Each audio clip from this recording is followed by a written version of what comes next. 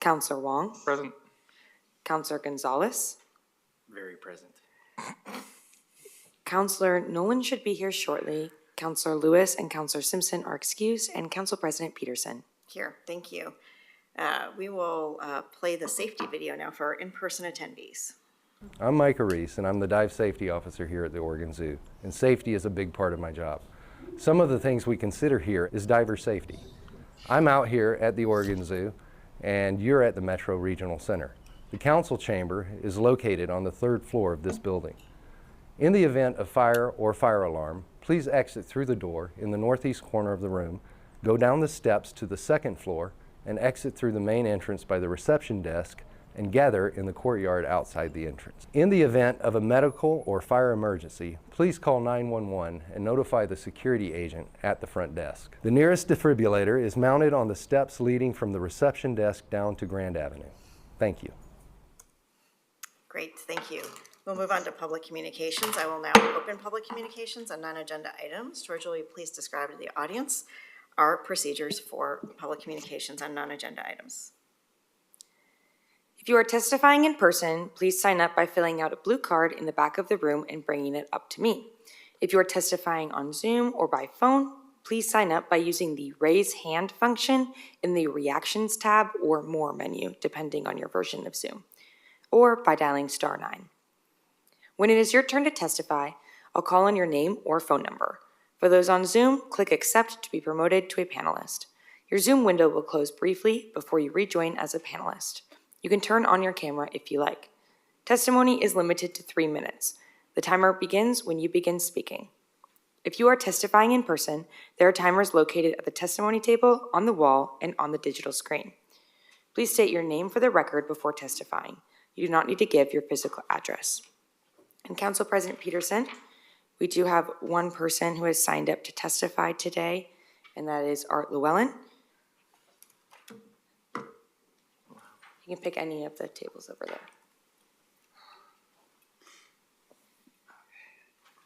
Oh my God.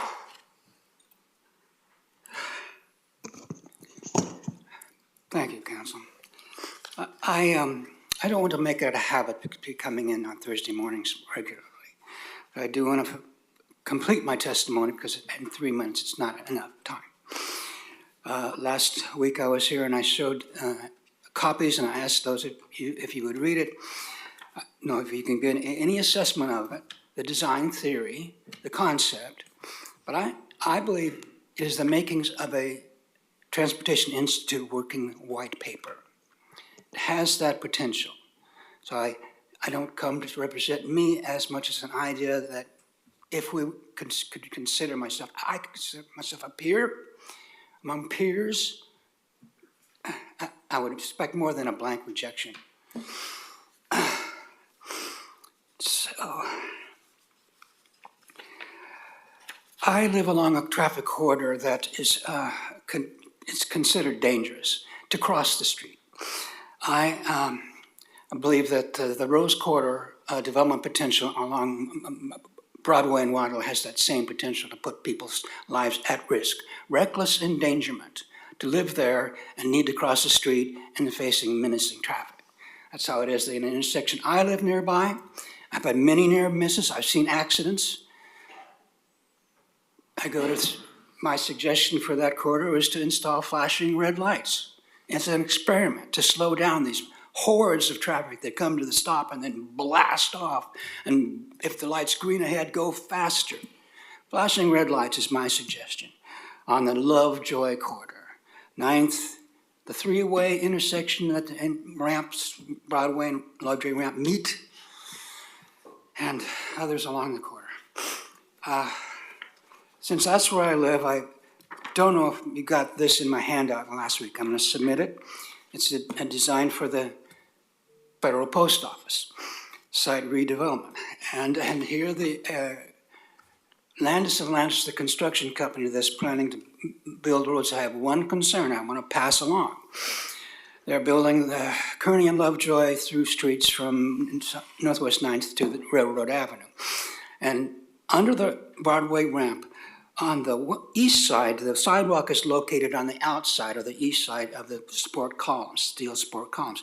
On the west side, the sidewalk is located in the street to the east of the support columns. And I believe that whole sidewalk needs to be moved west on the other side to give more room for traffic. It's going to, safely manage that corridor. So I took it to the company, and I think they're working on it, but I have to pass it along in case it just gets skipped. It's a safety concern. That's the end of my time. So I'll submit these, and I'm going to submit this drawing of the community van, because I say they do not convert to electric very well. Thank you. And if you're going to go electric, you have to start from the Thank you, ground up, Mr. not just Wallen. convert it. Thank you for submitting that. Thank you. Anybody else? Okay, Council President Peterson, I do not see anyone else in the physical or virtual audience today. Awesome. Seeing no one running forward and no hands raised, we will close out public communication on non-agenda items, and we will move on to our consent agenda. Councilors, there are 6 items on today's consent agenda. Resolution number 25-5486 for the purpose of reappointing 8 members of the Supportive Housing Services Tri-County Planning Body. Resolution number 25-5473 for the purpose of adding a new ODOT Public Transportation Awarded Project into the 2024-27 MTIP for TriMet supporting elderly and disabled persons' transit needs. Resolution number 25-5481 for the purpose of adding, amending, or canceling 3 projects to the 2024 through 27 MTIP to meet federal project delivery requirements. Resolution number 25-5500 for the purpose of confirming a member of the Metro Regional Waste Advisory Committee. Consideration of the April 10th and 17th, 2025 council meeting minutes. Do I have a motion for the consent agenda? I move adoption of the consent agenda. Do I have a second? I will second that, President Peterson. Been moved by Councilor Rosenthal and seconded by Councilor Gonzalez. Any questions, comments? All right. All those in favor say aye. Aye. Aye. All those opposed? Say nay. It passes. Thank you. And I heard Councilor Nolan's voice in there. Welcome. All right. We'll move on to presentations. We have our first presentation, which is the results of our first opportunity target area audit. We will have Metro Auditor Brian Evans with us to review the findings of the audit. Auditor Evans, would you like to come forward? Good morning. Good morning. Thanks for having us today. As you said, we're here to present the results of our audit of the first opportunity target area. I'm joined today by Angela Owens, who's a principal management auditor in my office. We had the opportunity to present to this audit to the MERC Commission yesterday, and this is our opportunity to brief you on the results. The purpose of this audit was to evaluate how administration of the program impacted performance, and we had 3 objectives. The first was to determine the status of the 2015 FODA program review recommendations. The second was to determine if differences in how Metro and partners administered FODA impacted program performance. And the third was to identify opportunities to increase performance. As a little background for everybody, the First Opportunity Target Area Program, or FODA, began in 1989 when Metro received state funds to develop and operate the Oregon Convention Center. The program was designed to give eligible job applicants the first opportunity to apply for positions at OCC. Positions at Portland 5 Centers for the Arts and Expo Center were added later to the program. Eligibility for FODA is based on 2 criteria: the household income being less than certain income thresholds, and applicants need to live within 15 different zip codes in the region. In 2015, MERC, the Metropolitan Exposition and Recreation Commission, updated the program's income thresholds and geographic area through Resolution 2015-22A. That resolution was based on an external review and some engagement with the community and other stakeholders. I'll turn it over to Angela now to talk about the details of the audit and associated recommendations. Thank you, Brian. As Brian mentioned, the purpose of the audit was to evaluate how administration of FODA impacted program performance. We found that FODA lacked effective governance and its management wasn't aligned with MERC policy guidance. As a result, FODA was characterized in different ways and its intended outcomes were unclear. Eligibility criteria wasn't updated as required. Data and reporting were ineffective, economic opportunities were limited, and program recruitment was limited. We found FOTA eligibility criteria weren't updated as required. The 2015 MERC resolution required annual updates of income criteria. It also required MERC to review the zip codes every 5 years and update the FOTA boundary as needed.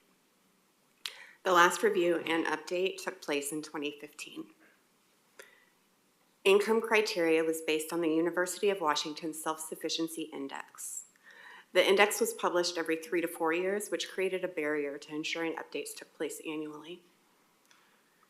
Zip code criteria was determined based on the work of stakeholder task force and sophisticated data analysis carried out by Metro's Data Resource Center. So updating the boundary could require a significant amount of work, which could also create a barrier. Updating FOTA criteria would increase the number of applicants eligible for the program and ensure that the FOTA boundary is relevant in reaching its intended populations. For these reasons, we recommended changing the criteria used to annually update program income thresholds and creating a process to determine whether the program's geographic boundary will be updated every 5 years. We also found that FOTA data and reporting were unreliable and couldn't be used to effectively evaluate the program. Regular reporting about Metro's performance wasn't taking place. Data sources that could be used to populate reports contained examples of inconsistent and inaccurate information. 2 venue contractors reported on FOTA regularly, but the information they reported wasn't based on FOTA's eligibility criteria. Reporting was ineffective in part because it wasn't clear what the program was supposed to accomplish. For these reasons, we recommended establishing consistent performance reporting standards for contracts and internal operations, and publishing performance reports periodically to inform the public, policymakers, and management about FOTA's outcomes. We also evaluated FOTA using different interpretations of benefits. Our analysis showed economic opportunities were limited. For instance, 4% of the people hired at the venues were hired through a FOTA recruitment over the past 5 years, and the number of positions filled through FOTA has been declining. Most, or about 73% of the positions filled through FOTA were part-time, event-based positions. Part-time and event-based employees have more expensive or fewer employee benefits. At least 27% of the jobs filled at the venues in the past 5 years paid a fixed hourly wage, so there wasn't an opportunity to increase earnings in some of the positions filled.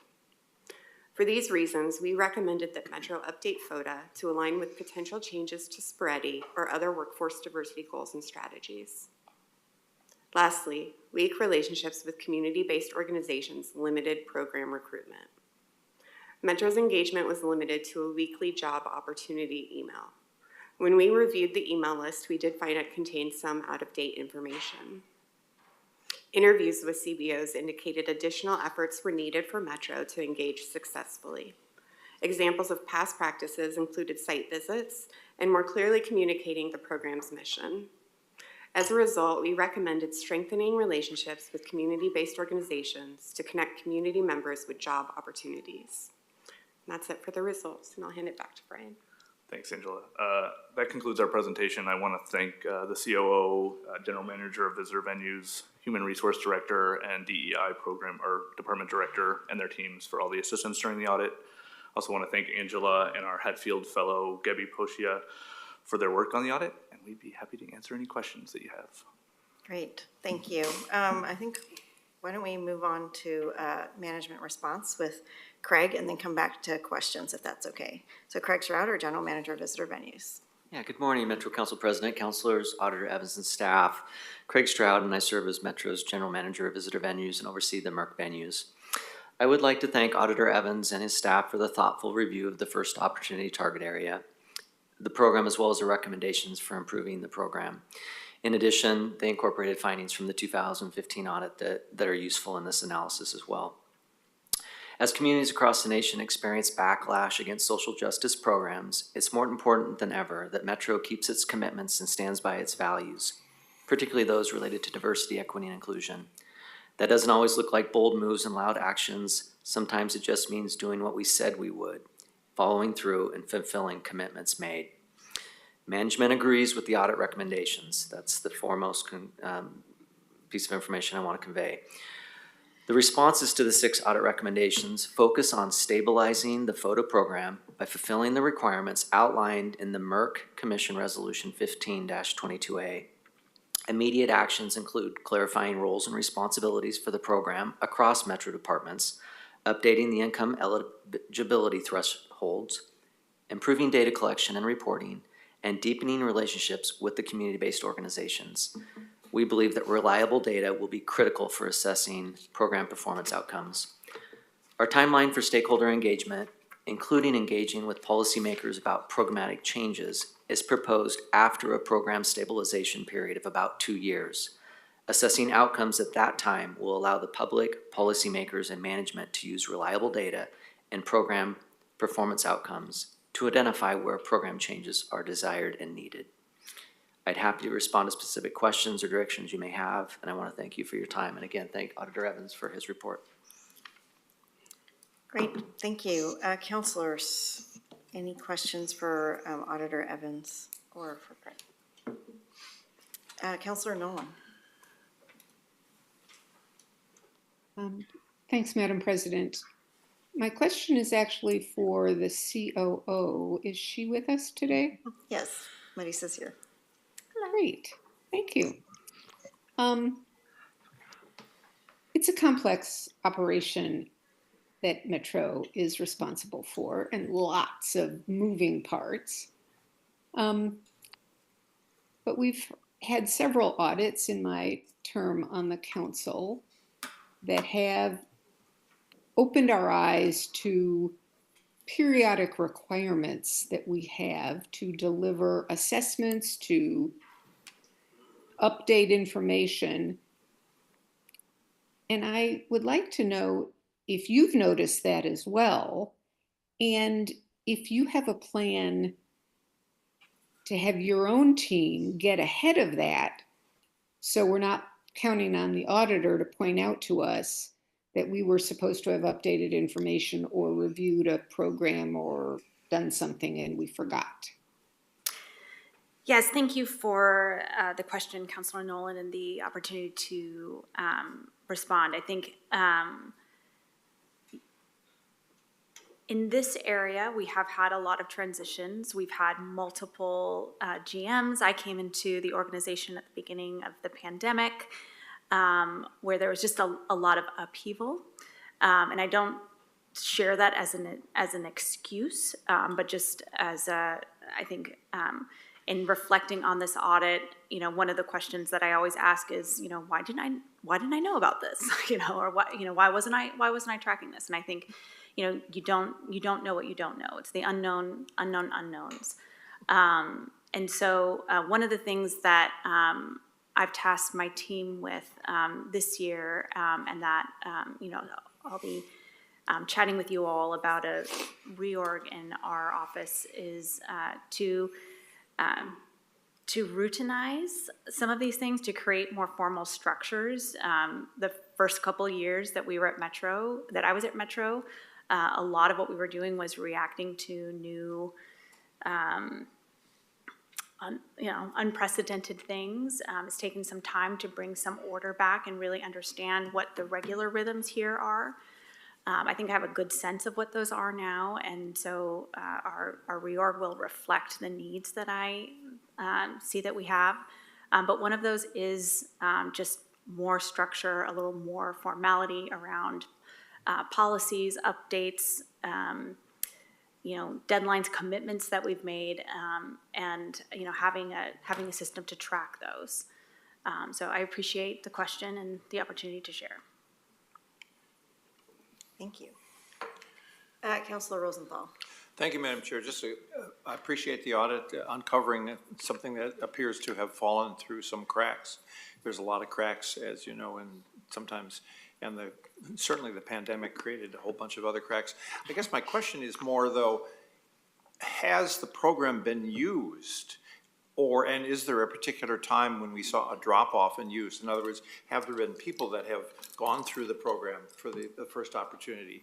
And has it been continuing, or did that happen from 89 to, say, 95 and then just stop being used? Is there any operation, or is there anything operative in the program at this point in time? Thank you for the question, Councilor Rosenthal. I might let Angela talk about the data trends if she can remember off the top of her head, some of the trends, or we can share that afterwards. I think what we see is when a program like FODA that's been around, since '89, we're talking about a 30-year plus time horizon. And so I think one of the challenges that I've always heard during my time at Metro is that FODA has a little bit of a ebb and flow to it in terms of the interpretation. And so those times when Metro has, or MERC has reaffirmed a commitment, say in 2015, those are a time when we can say, okay, at least at this moment in time, 2015, we know that there was some renewed attention. We know there's some new energy and specifics around the program. And so we really use that to say, okay, this is what the program is intended to do. It's obviously 10 years old, so things can morph and change since then. So to me, this is a call to action to say, let's look at it again and say, is this what we want to do 10 years on from that last check-in, and especially 30 or 40 years on from the original intent.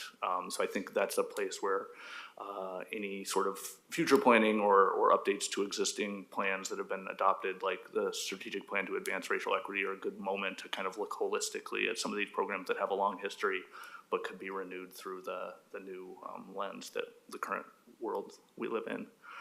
In terms of the trends, I think my rough sense is that there was kind of more regular reporting after the 2015 timeframe, but since then it's kind of, I'll say atrophied or just declined. But Angela, correct me if I'm wrong. Yes, that is true. In terms of numbers, I did look at some data over the last 5 years, and about 4% of the applicants came through the FODA process. So that was about 22 out of 501 positions. And it's an open opportunity for all MERC positions. And so all MERC positions are supposed to go through a FODA recruitment process before being open to the general public. And so it's there. Without additional data, it's difficult to determine like the extent to which it's being used without information about the number of applicants for each opportunity. And so additional data would be helpful to understand the extent to which it's used. All right, Councilor Wong. Yeah, thank you, Madam President, and thank you for bringing this to our attention. I have a series of questions just to get a little more context about, about the current state and then next steps. Firstly, is there like an underlying legal requirement or something from 1989 that we still have FODA that we're still doing this just because we have it, or we're doing this because we have to have it?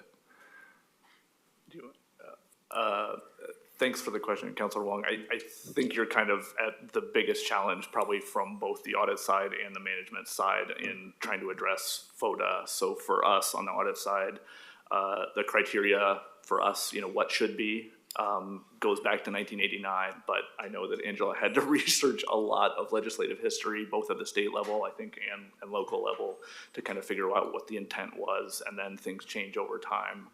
And so I won't speak to the legality portion, but I'll hand it over to Craig or Metro Attorney's Office if they want to comment on the legal pieces. Yeah, Councilor Wong, in doing my own research, and I know it wasn't as in-depth as what you were able to do in the time you've spent with it.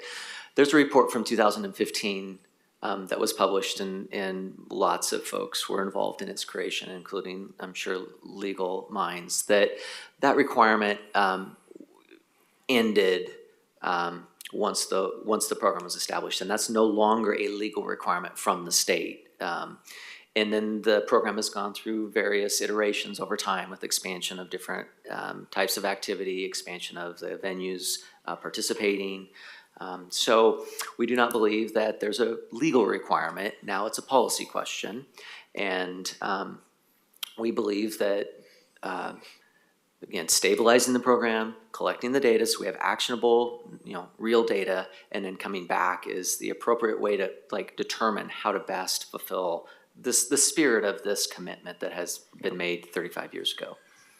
Okay, I appreciate it. I mean, if there's no, legal requirements, I think when I think about DEI work, there are no sacred cows, and, like something that was created 35 years ago when I was in elementary school might not be the right framework, that we want going forward. So I would really take this opportunity to maybe rethink the program, the way it's structured now, based on those zip codes, and of course the income thresholds are out of date.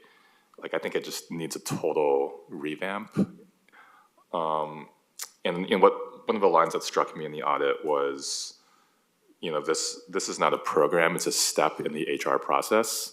Because I actually don't, do we actually dedicate any funding to this step?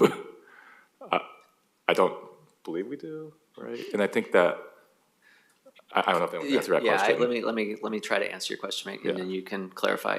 I think that's correct. There's not a specific line item for FODA in the budgets of the venues or within Metro's HR department, let's say. It's within the positions in the overhead.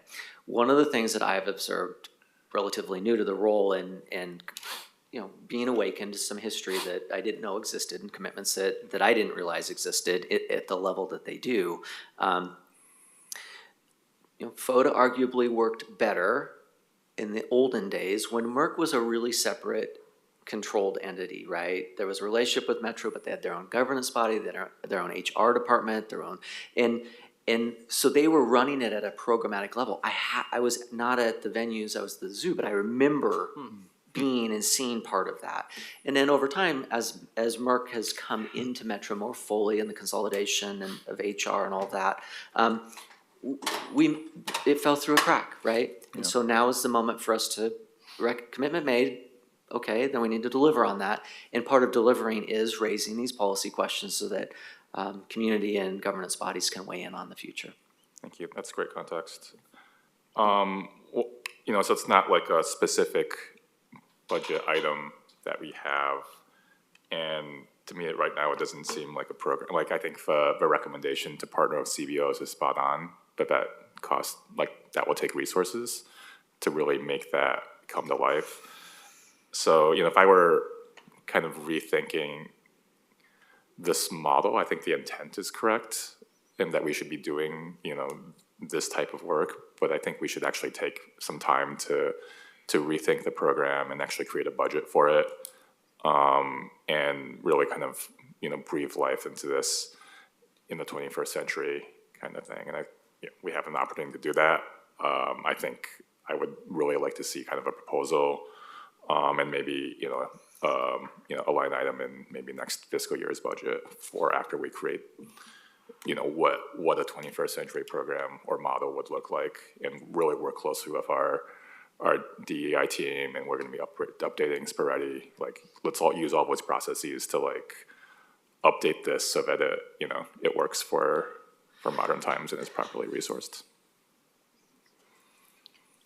Great, thank you. Councilor Gonzalez. I'm going to come back to Yeah, Councilor Wong's comment, though. yeah, it's a really, I like the comment and the direction of the conversation, and even just stepping back a few thousand feet, 10,000 feet or whatever, right?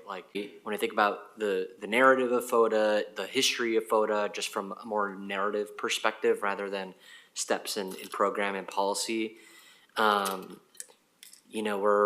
Metro's highly involved with our partners at the Alina Vision Trust and the Rose Quarter Project and the LID Project, and reknitting neighborhood and addressing a historic wrong in the community. Many of these public venues are as a result of these policies that raise neighborhoods to create these public facilities and amenities for people. And so I think when I think about the comment that Counselor Wong mentioned, which you're in elementary school 35 years ago. Wow. Don't ask me. That was a quick. Is that an old joke? Yeah, it didn't land. It didn't land. I should have baked it better.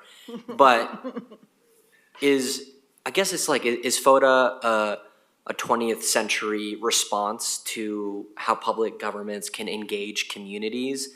Whereas now, in this time that we're in, I think we have much more tools, much more responsive leadership, and I think a greater appetite to be more transformational, I guess you could say, with our policies, as can be demonstrated by the work being done in this district, in this area. And so I want to, double, quintuple, 10x what Councilor Wong mentioned in terms of encouraging us to look at this as an opportunity for like a broader renewal for our commitment in this time that we're in, understanding the work and the projects that are happening in this area that are going much deeper than just here's a job, and so I think there is for me an appetite to see how we can align it with partners and the like. So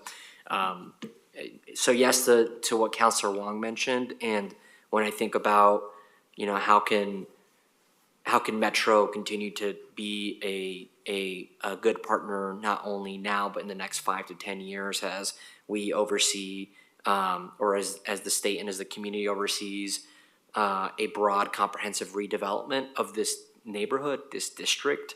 Obviously there's the Rose Quarter, the Rose Alliance with the Blazers and Avina Vision as well.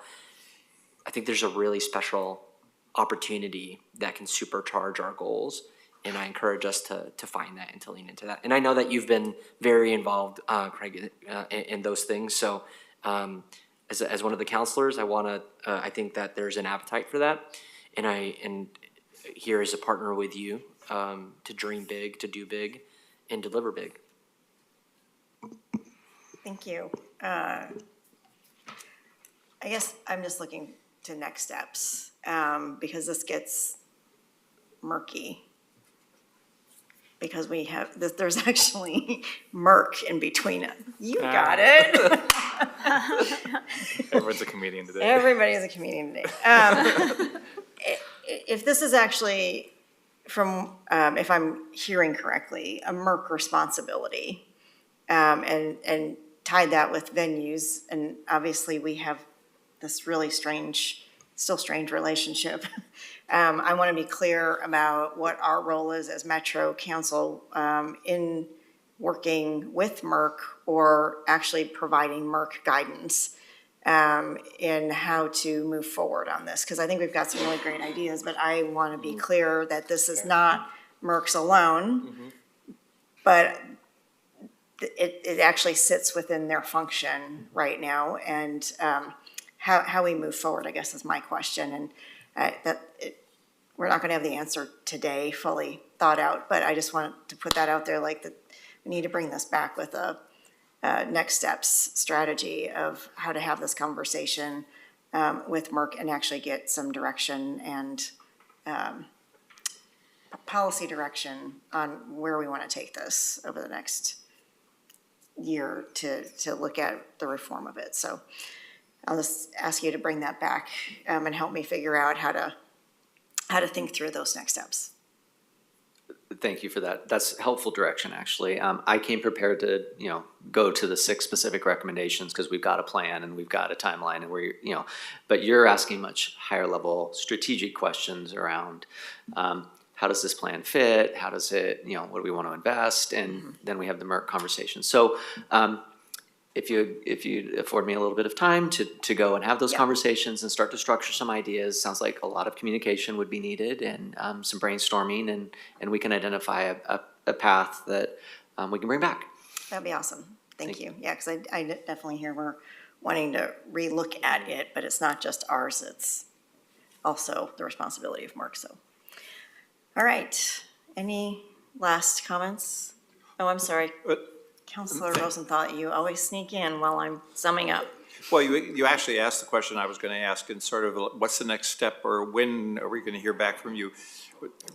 A good audit and a good response, and I was there yesterday, Merck just first heard this. When do you expect them to respond with some sort of direction?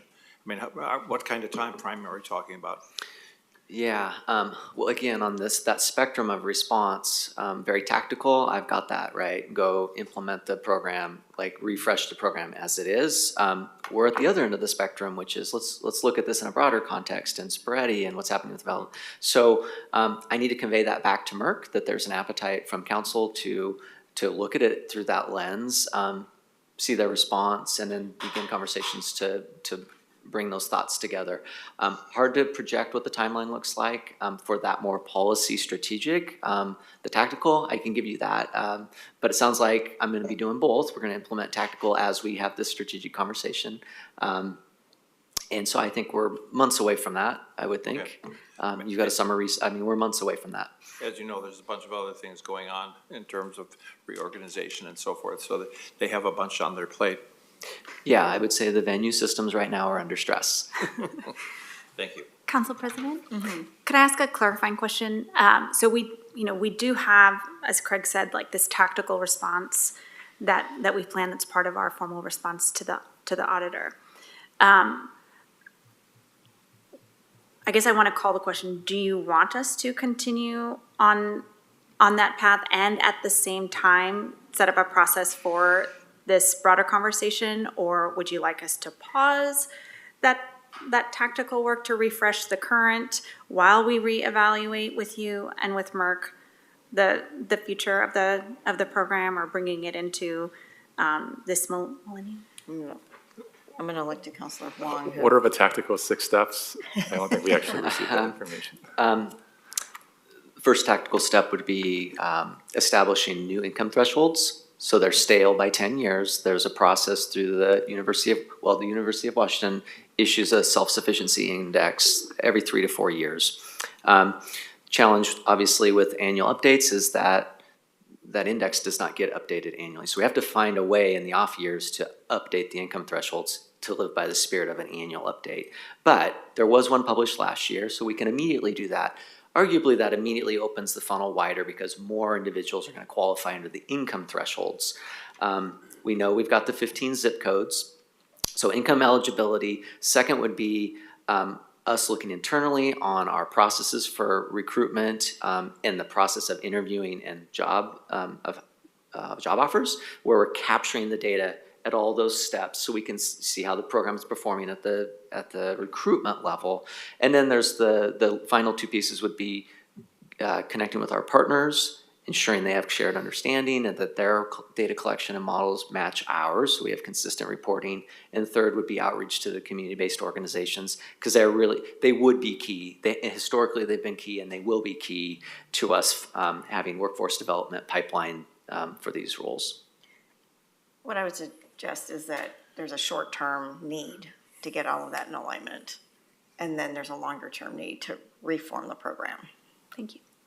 Yeah, I agree. I mean, I think some of those elements, like the income thresholds, like those can be done pretty quickly. Because right now it's This is doable on a 6-month basis to get this in place, I believe. And I think those can be done, as soon as possible. Kind of things on the back end as part of a step of recruitment. But I think overall, rethinking the program with Merck would be really valuable. And then I think before going to community-based organizations, actually having a clear plan and then potential resources. Because I know there's dozens of career coaches at nonprofits all over the region that could be tapped into through work systems and things like that. So just having kind of a little more of a plan before you go out to the community. So I think some cleanup now and then rethinking, as part of a larger strategic process.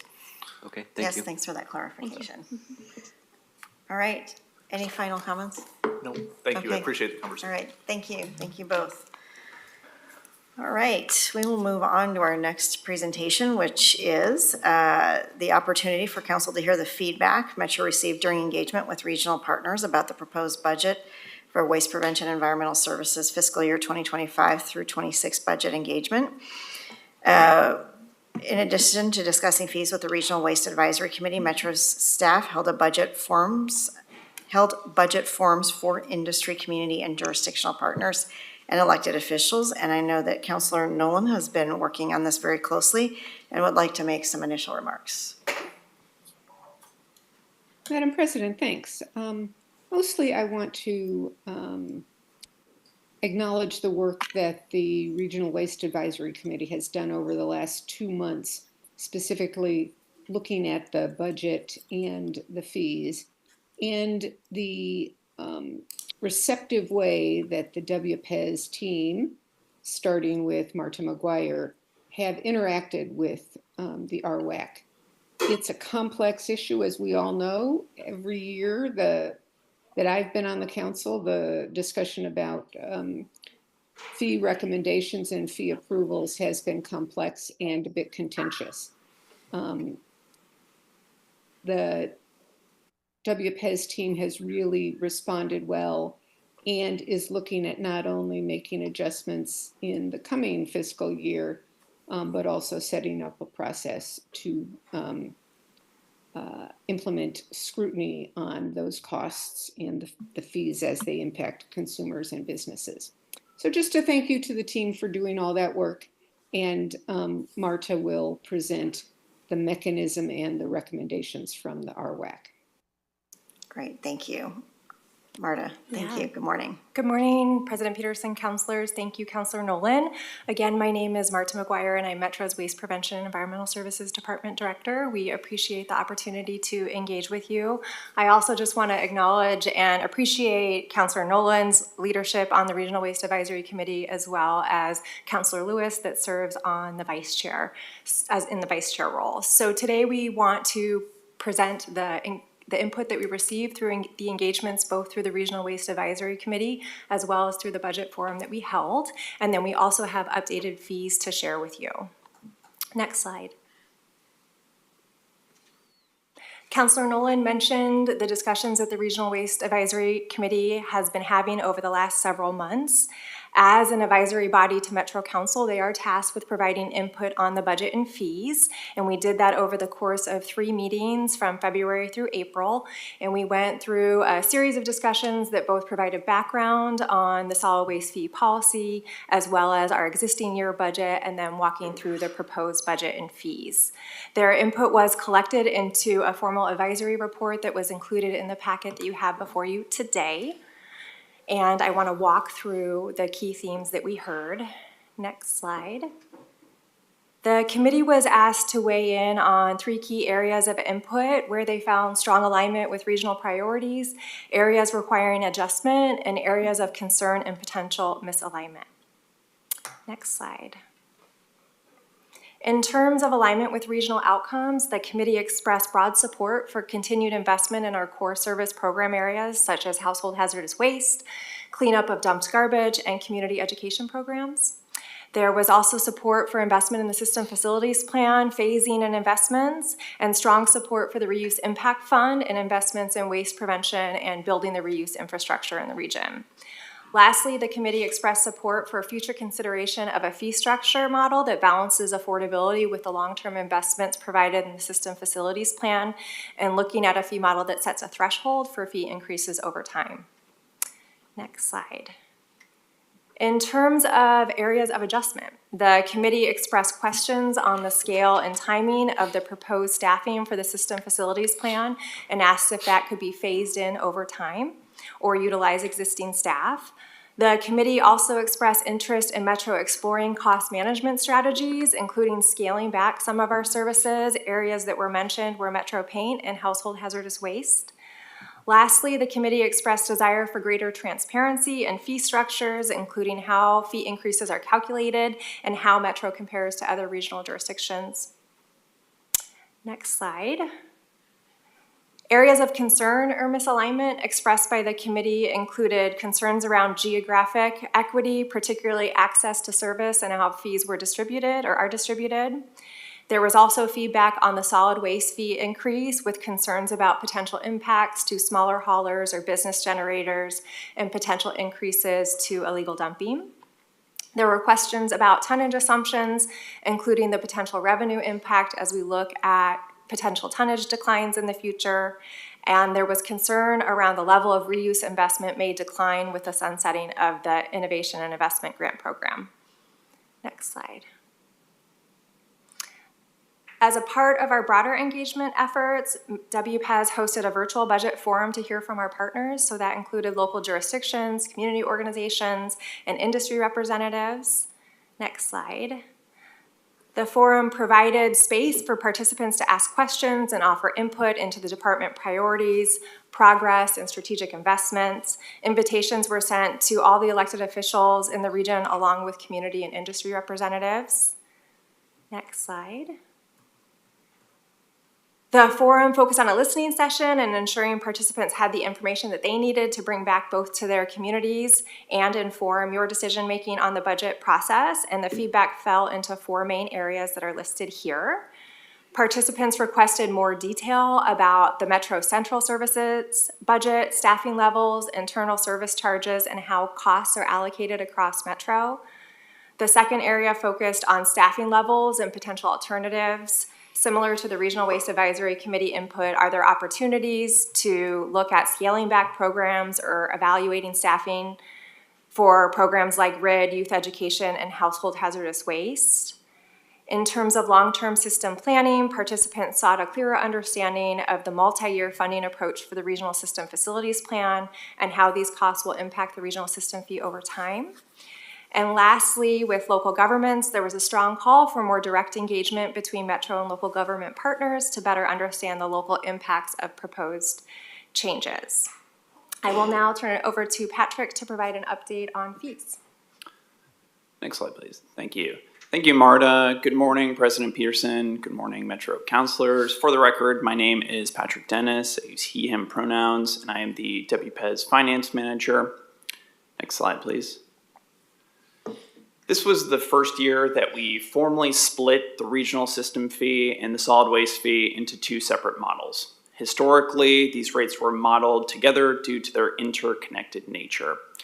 Although the originally proposed fees shared with Council in April were developed in good faith, our rate models had not yet been reviewed by our independent third-party consultant, a critical and necessary step in finalizing the proposed fees for Council consideration.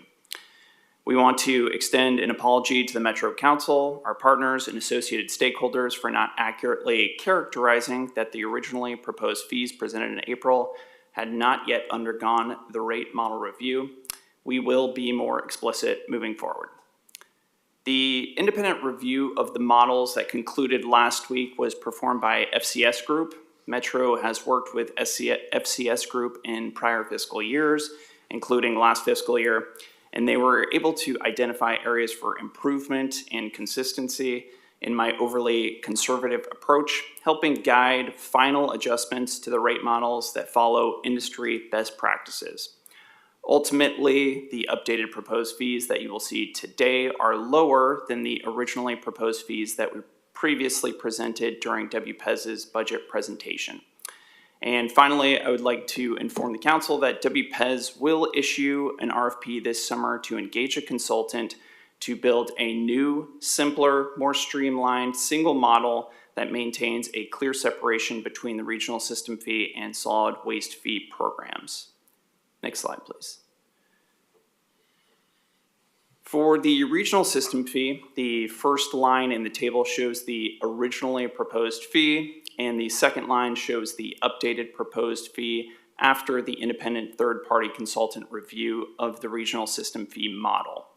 The updated proposed fee for Council consideration is $32.60 per ton, a 2.78% increase, or 88 cents per ton increase, relative to the current fiscal year's rate of $31.72 per ton.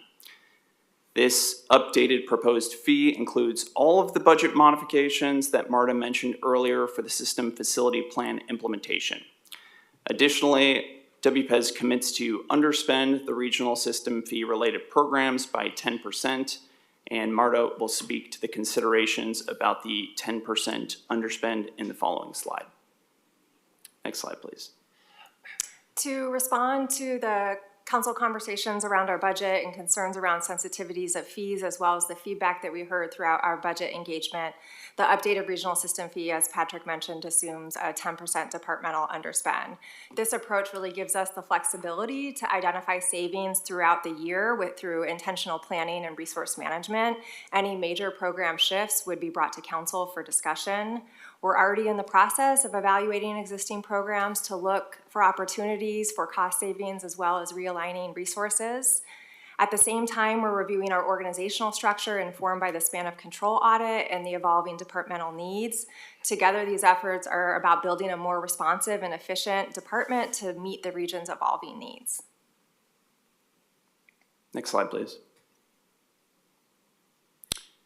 For the solid waste fee, similarly, the first line in the table shows the originally proposed fee, and the second line shows the updated proposed fee after the independent third-party consultant review of the solid waste fee model.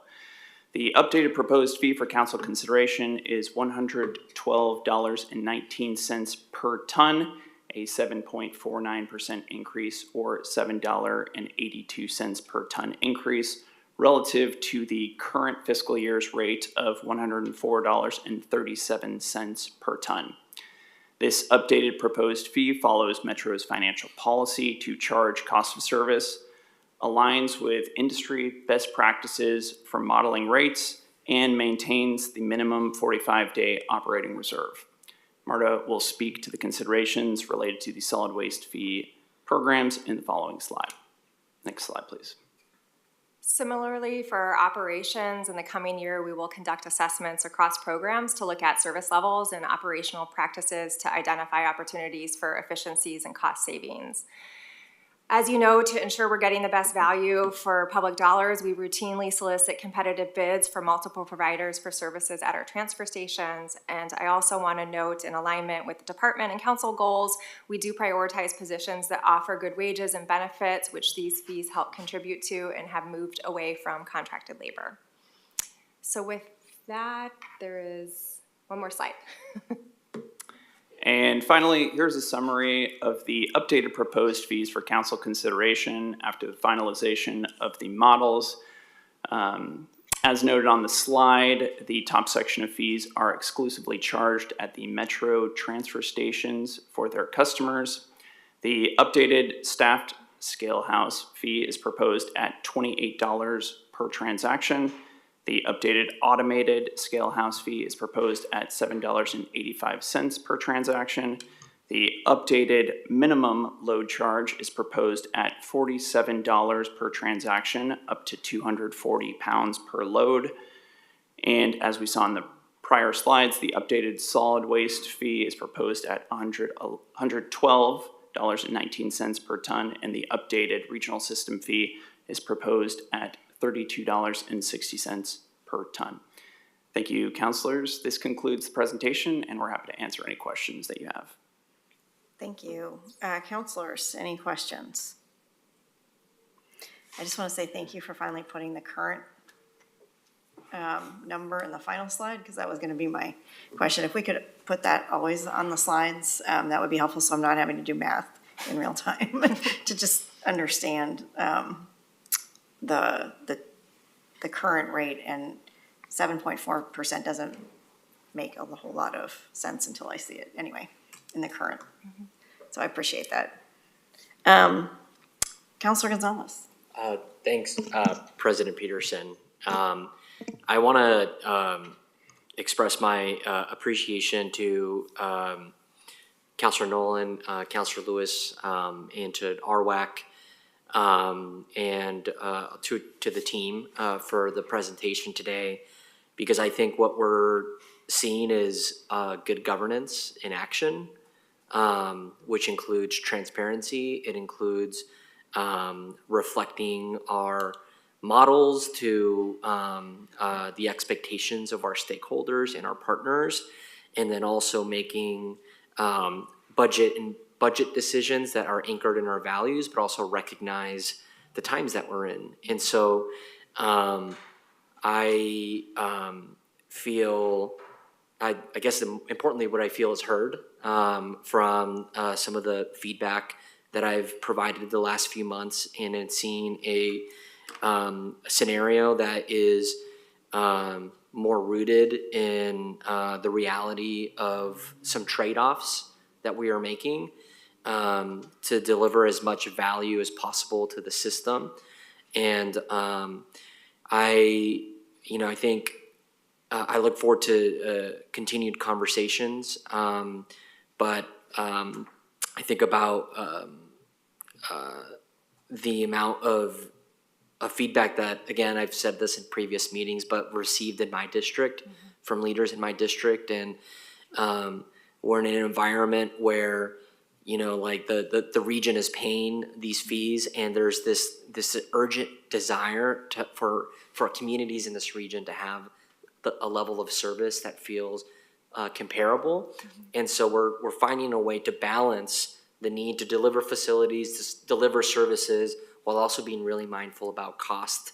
And I think that what you're presenting is really helping us move closer to those values and to those goals. And so I'm sure that there's going to be more conversation, more feedback that we get, but I like seeing a scenario that is more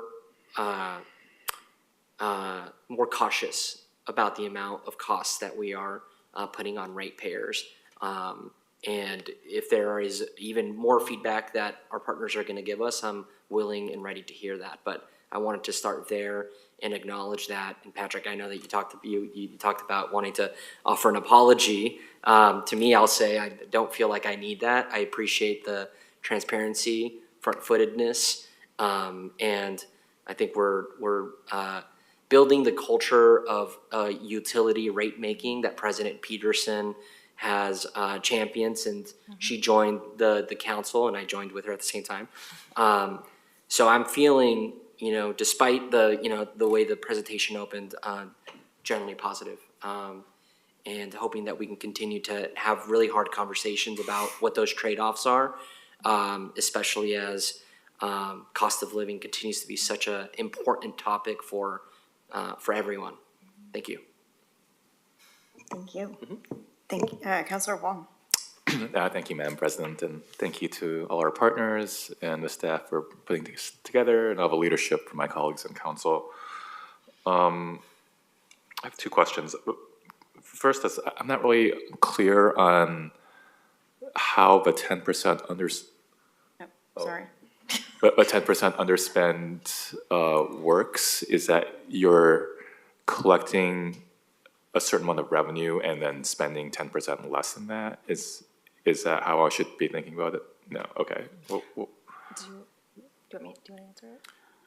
In essence, when we build the model, there's a certain amount of expense that we expect to cover with the revenue that's generated by the fees. In developing that 10% expectation or commitment, we reduced the expense level by 10%. So the fee reflects bringing in revenue that's 10% less than our expected expenses. Okay. Got it. Thank you. Which means we would then have to spend 10% less throughout the next fiscal year. But that timeline gives us that flexibility to sort of thoughtfully and intentionally look for those savings and bring any trade-off conversations forward to council rather than trying to make a decision in this moment about what to reduce. Great. And then I appreciate kind of the separate modeling, and also kind of like how everything is presented here. Like whatever steps to increase transparency, might we consider going forward? I think there are a couple of different things, as Patrick has described it. Building a new fee model that is much more simpler and accessible will help increase that transparency. I believe you've heard our Chief Financial Officer, Brian Kennedy, spend many hours with folks, sitting down, walking them through our current model, which is a number of different spreadsheets with a number of different, calculations within it. So our desire to build a new one is both to reflect how the fees are currently structured and to be able to address some of that transparency, increased transparency around fees. Thank you. All right, seeing no other hands raised, I just want to also ditto Counselor Gonzalez's remarks. Just thank you for getting us to this point. I know it's been a lot of work, and every time you come before us, you've made a lot of progress. So I appreciate that. Thank you. Thanks. Thank you so much. All right. With that, I think we'll move on. Thank you so much. Thank you. All right, we have one resolution before us today, council, and that's resolution number 25-5487 for the purpose of adopting the Metro investment policy for fiscal year 2024 to 2025. State law requires that Metro Council review and re-adopt the investment policy each year. And we have Brian Kennedy here to provide us a brief overview before we consider re-adopting. Brian. Thank you. Nice to see you back. Thank you. In play. Thanks, Council President Peterson, members of the Metro Council. My name is Brian Kennedy, Chief Financial Officer here at Metro. I use he, him pronouns. As the Council President noted, this is a required action if Metro desires to invest in securities with maturities longer than 18 months, which we do. We have a number of significant reserves where we are able to achieve better investment returns, better interest income to invest in future projects by investing in those long-term securities.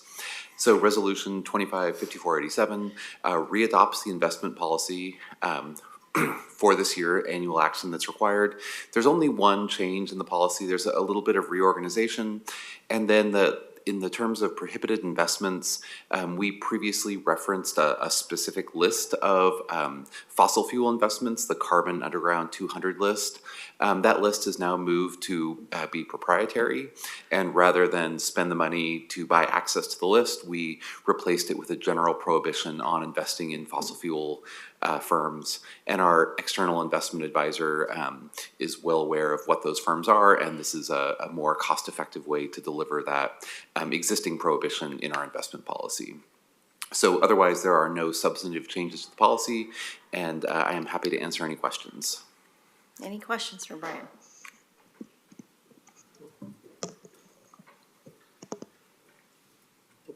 Seeing no hands raised.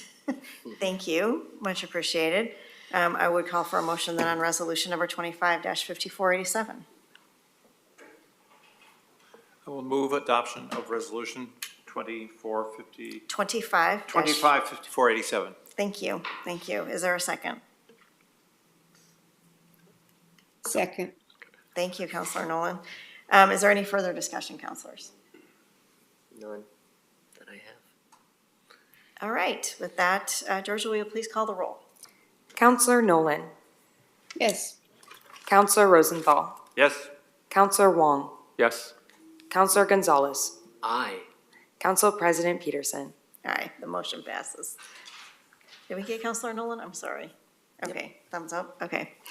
All right, thank you. We will move on to other business now. We have the council discussion of fiscal year 2025 through 26 approved budget. The remainder of our time today's meeting is to discuss the approved budget, which we approved last week. Before opening up for council discussion, we will need to have a public hearing on the fiscal year 2025 through 26 approved budget, and then we can come back to a conversation. So with that, I will open up the public hearing on fiscal year 2025 through 26 approved budget. Georgia, will you please read the procedures for the public hearing? If you are testifying in person on the 2025-26 approved budget, please sign up by filling out a blue card in the back of the room and bringing it up to me. If you are testifying on Zoom or by phone, please sign up by using the raise hand function in the reactions or more tabs, or by dialing *9. When it is your turn to testify, I'll call on your name or phone number.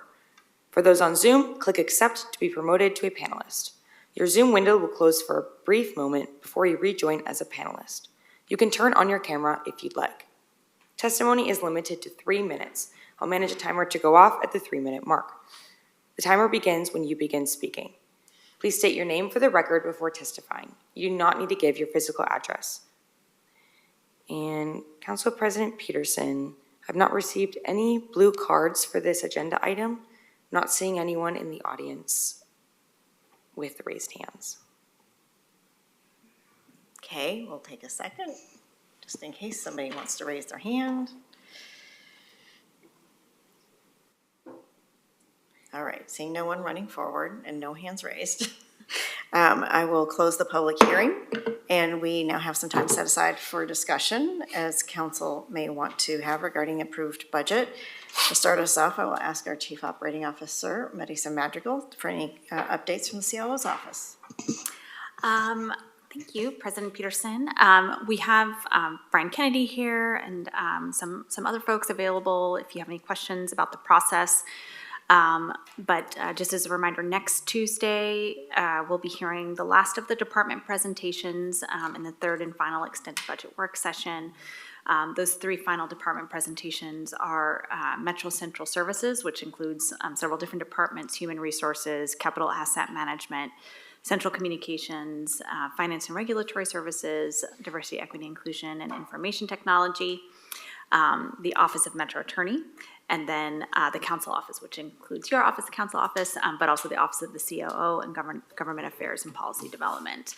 As we head into next week, certainly let us know if there's anything specific that you want us to focus on. Otherwise, we'll be following the same format as the other presentations. And also certainly let us know, I know we've kind of given you different summaries and paper to go along with the presentations and the budget. I'd love to hear just, how that's working for you, and if there's anything we can do to, adjust how we're presenting information, or if anything's missing for you. Or alternatively, if anything is turning out to be super helpful to you in your deliberations. Awesome, thank you. Counselors, any observations? In response to Marisa? Yeah. I've really liked the format this year in terms of larger blocks of time and opportunities for deeper dives. So I hope that is something that we can continue doing. Yeah, I think we've really appreciated that too. Anybody else?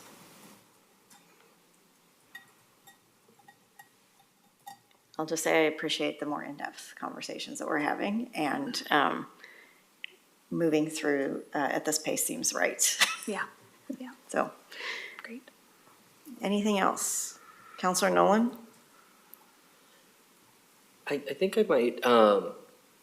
might suggest it would be good to talk for the next, not this one, but the next process, to think about what does our budgeting look like in a world that will be undoubtedly different as a result of a shifting federal government, and what does it mean for Greater Portland to take care of Greater Portland, and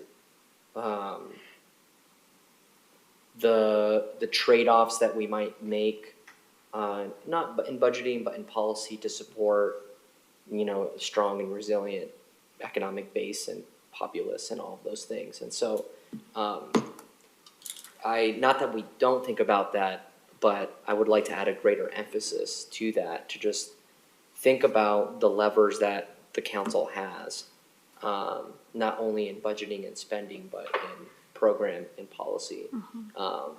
Because I think it's a really important topic of conversation. I think it's the first time in my adult professional life that we are looking down the barrel of a real recession, without a major bailout from the federal government. So it's just wanting to be strategic and in partnership with you, Marisa, as our COO. And I know this council has a lot of ideas around that, and trying to read the tea leaves around where things might be going. So yeah, I just want to put that out there, so we can continue acting locally, leading locally, thinking globally. Appreciate that. Okay, anybody else? All right, thank you. Thank you. Big, long discussion today. We'll move on to Chief Operating Officer Communication. Excellent. Thank you. Let me just find my notes here. Just a reminder that this is Bike Month, and there's a Bike Month coffee takeover from 8 to 10 a.m. on Tuesday, May 13th in Apotheker Plaza. The Regional Travel Options team is hosting the event in conjunction with Metro's first bike bus of this year. There will be coffee, snacks, and tips on how to get into commuting by bike from Bike Loud PDX. For those not familiar with bike buses are a group of people biking to school or work together along a designated route. We have actually a pretty famous one up in Northeast Portland that has even attracted some celebrities to ride to school with the kids. Definitely. Justin Timberlake, right? It was, Justin yeah. Timberlake. That's right, No. If you want more information on Metro's bike bus, just go to metronet.org/department/planning/blog, or you can also email Noelle Mickleberry. So that's it. Thank you. Great, thank you. I'm glad I randomly biked into work for the first time this Yeah. year. We need to log your miles somewhere. I'm not in competition with anybody. I say we put. It's not a competition, it's a friendly. We should put like a monitor up in the council office lounge that says like miles biked. You know, this There you one. go. I'm already there. All It's right. like a live tracker. Yeah. Anybody else have it? Counselor Communications? Can I? Yeah. Thanks. I'm really chatty today. Mhm. The caffeine is hitting. I would like to talk about two important topics: Eduardo and the Pope. So I'll start with the Pope first. So I'm not sure if y'all saw the news, but a new Pope has been selected by the conclave, first American Pope in history, which is, I think, a time to really think about American global leadership and like having morality and ethics. And I think that's eager to see where that goes. I grew up Catholic, but whatever. So it's just an interesting data point, but wanted to share that and kind of sit in that moment to see where that goes. But also, Eduardo Ramos is his last day, I believe, is tomorrow, right? And is going to be Hoya, going to grad school at Georgetown University, McCourt School, public service, public policy, sorry. I just want to extend my gratitude and appreciation to Eduardo for supporting Metro's values, policies, priorities, and agenda in Washington County and throughout Greater Portland, and in working with the departments to think about bilingual, bicultural engagement, and also supporting me and other counselors as well with passion and zeal. And as a Hoya myself, I just want to say I think they made a great decision in selecting you. And you're joining a storied group of accomplished individuals. There's one sitting here to my right directly ahead of you, Andrew Scott. And you're joining a group of brilliant people. And I hope that it changes your life in the way that you hope it does. I have confidence it will. And knowing your story and your family's story and the sacrifices made, just revel in it because you're living the American dream. And we have high expectations for you to come back to the Pacific Northwest and help us fix all the problems. So thank you, Senor. Well said, yes.